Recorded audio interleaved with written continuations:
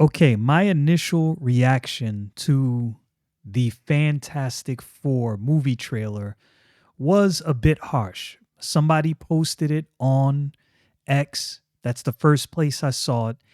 And my reaction wasn't good at first. And I think I was a little harsh. I jumped the gun. And this is where I said before Marvel has really painted themselves in a corner and made things harder on themselves than things have to be. Because my initial reaction is automatically, and I try not to be this way, but my initial reaction is automatically looking for that thing they did wrong, looking for where they cut a corner, or looking for where they inserted something that's not necessarily part of the comic books. But I calmed down. I watched a video from Comics Explained. I try to be as objective as I can with my opinion. And Rob from Comics Explained was talking about the trailer.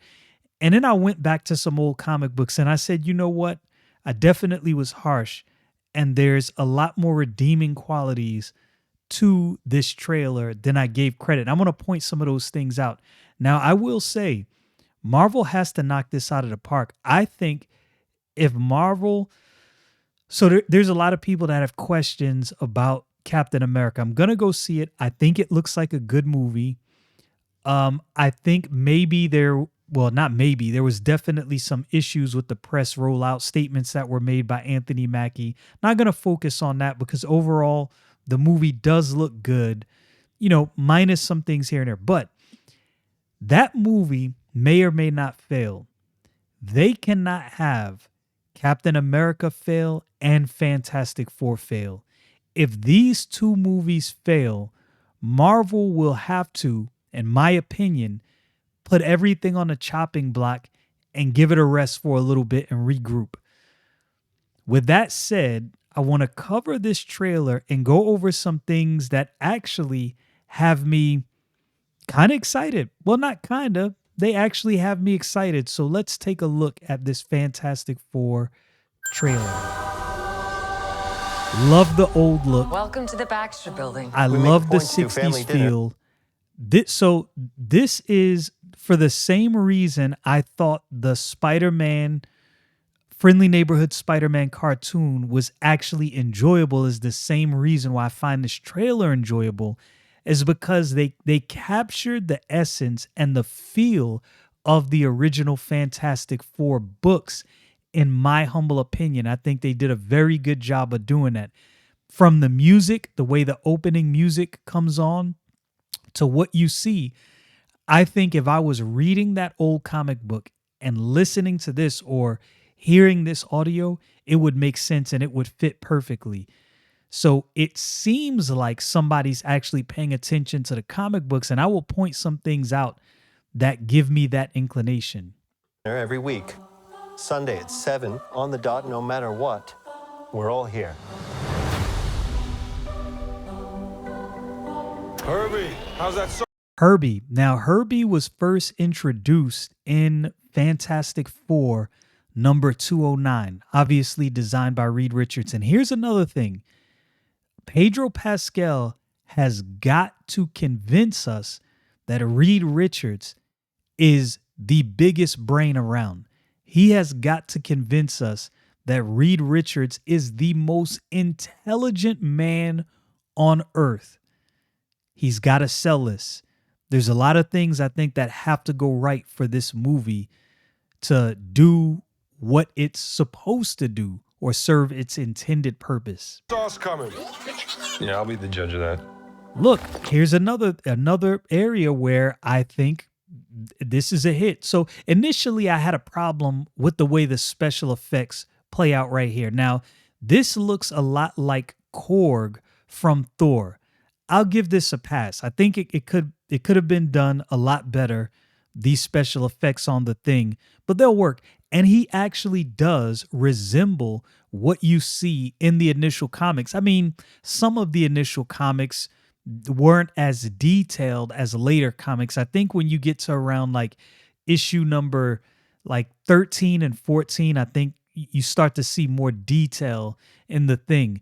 But these blue costumes were first introduced in Fantastic Four #3. It was worn by Sue Storm. She designed it. She came out, debuted the costume, and this looks a lot like those costumes. So I see what they're doing. It's an amalgamation of different little bits and pieces from the comic book that they are actually placing in the movie. So why did they do this? Now, this is just me guessing. My guess is these things are olive branches.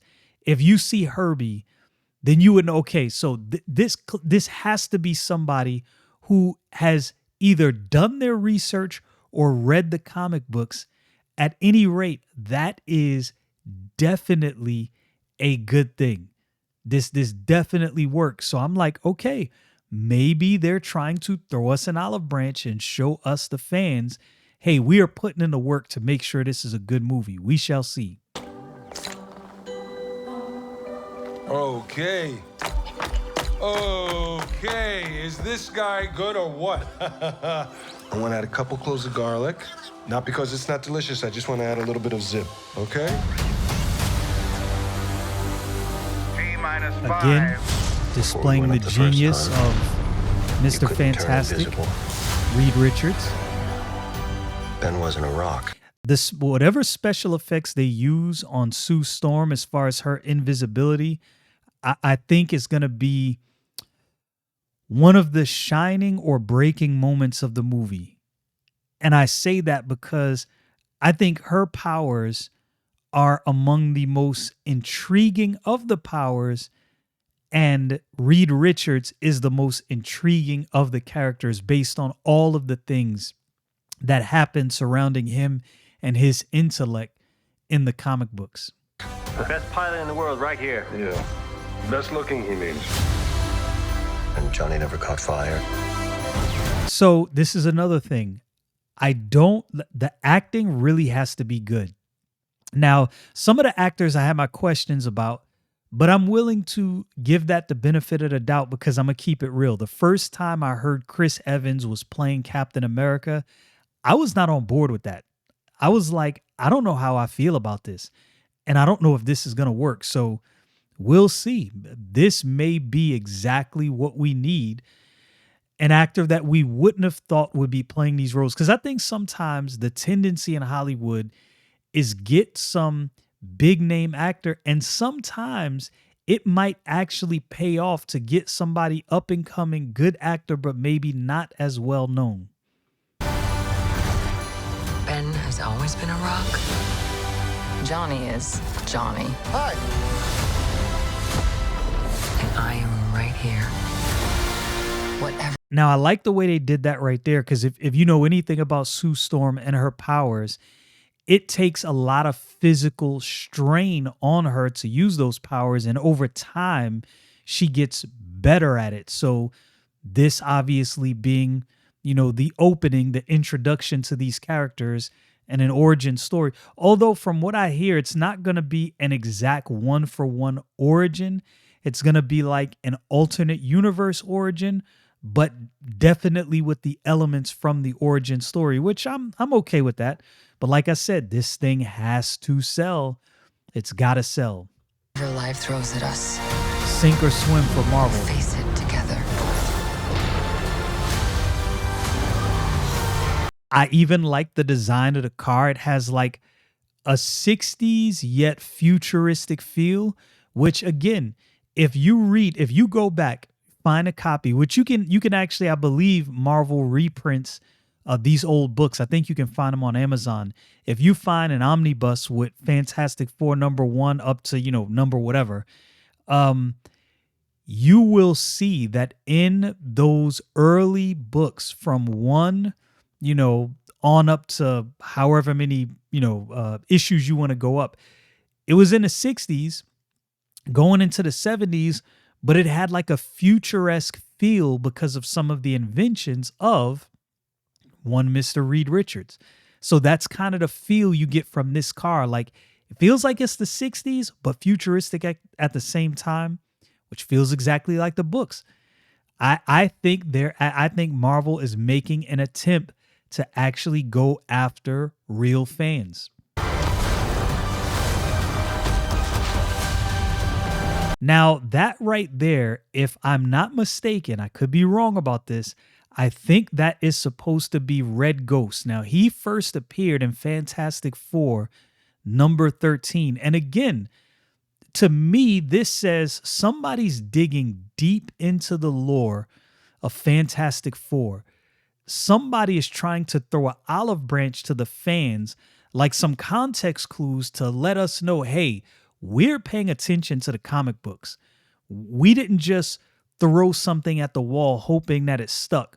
We're actually going back to some of the comic book material. So, hey, let's see. And of course, you see Galactus. Now, Galactus, this is an enemy that I don't understand why they haven't been able to make a successful, like really good Fantastic Four movie. They have some of the best villains from Doom to Galactus. I could go on and on, but Galactus first appeared in Fantastic Four number 48. Like this should be, they should be able to knock this out the park.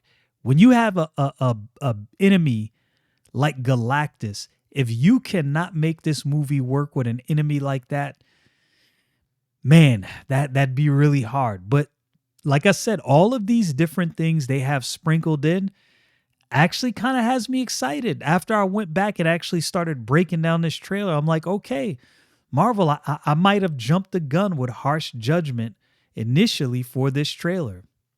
The family.